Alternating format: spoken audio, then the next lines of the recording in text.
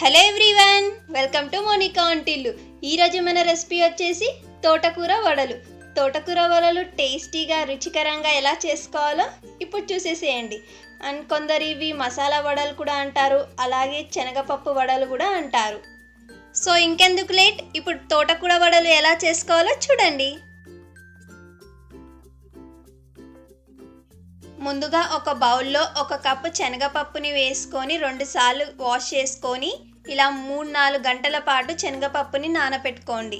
ఈ విధంగా నానిన శనగపప్పుని మీరు మిక్సీ గ్రైండర్లోకి వేసుకోవాలి. కచ్చా పచ్చాగా గ్రైండ్ చేసుకోవాలండి, ఎక్కువ పేస్ట్ లాగా చేసుకోవద్దు. ఇప్పుడు ఒక మిక్సీ జార్ తీసుకొని వాటర్ అంతా డ్రైన్ చేసుకొని మిక్సీ పట్టుకోవాలి. మీరు ఇది బ్రేక్ఫాస్ట్లో కానీ ఈవినింగ్ స్నాక్స్లో కానీ చేసుకొని తినొచ్చు. చూడండి, వాటర్ ఏం లేకుండా ఈ విధంగా వేసుకొని గ్రైండ్ చేసుకోండి.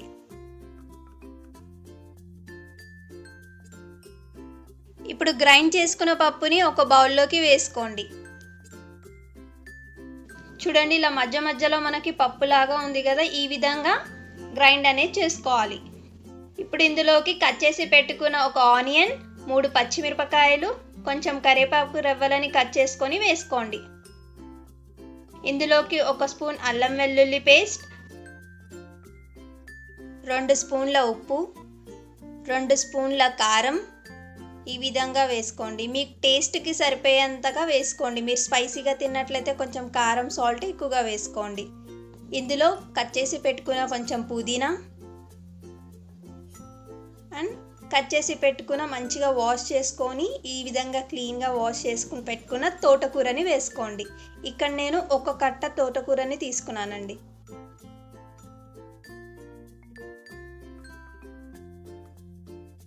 తోటకూర వడలు కాబట్టి తోటకూర ఎక్కువగా ఉంటే మంచి టేస్ట్ అనేది వస్తుంది వడలకి. ఈ విధంగా వేసుకొని మిక్స్ చేసుకోండి మంచిగా.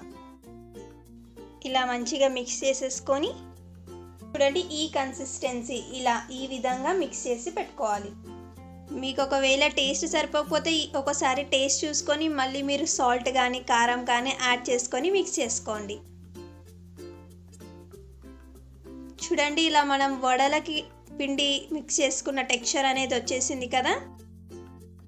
ఇప్పుడు ఇలా కొంచెం పిండిని తీసుకొని ఈ విధంగా చిన్న చిన్న బజ్జీల్లాగా ఈ విధంగా చేసుకోండి. చూడండి, మీకు నచ్చిన స్టైల్లో మీరు చేసుకోవచ్చు. ఇలా నేను చిన్నగా వేసుకుంటున్నానండి వడలు. ఇది హాట్ చేసి పెట్టుకున్న ఆయిల్ అండి. ఇలా ఒక్కొక్కటిగా వడలని వేసుకోండి. కొంచెం నార్మల్ ఫ్లేమ్లో పెట్టుకొని ఫ్రై చేసుకోండి. ఎక్కువగా పెట్టారంటే మళ్ళీ వడలు మాడిపోతాయి.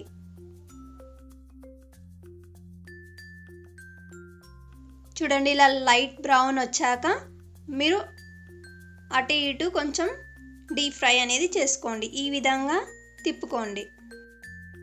తోటకూరని వేసుకొని మనం వడలు చేసుకున్నాం కాబట్టి హెల్త్కి కూడా చాలా మంచిదండి తోటకూర.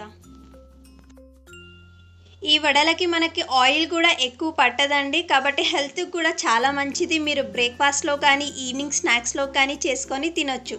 ఇంకా ఇందులో ఇలా బ్రౌన్ కలర్ వచ్చాక ఆయిల్ నుంచి వడలని ఇలా ఒక జాలి గంటతో తీసేసుకోండి.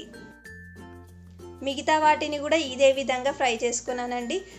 ఇవి మీరు మంచిగా పప్పు అన్నం చేసుకున్నప్పుడు కూడా పప్పు అంచుకి మంచిగా వడలను చేసుకొని ఈ విధంగా తినొచ్చు. వేడి వేడి వడలతో మనం దాల్ రైస్తో తింటే చాలా టేస్టీగా ఉంటుంది. చూడండి, ఈ విధంగా ఫ్రై చేసుకోవాలి.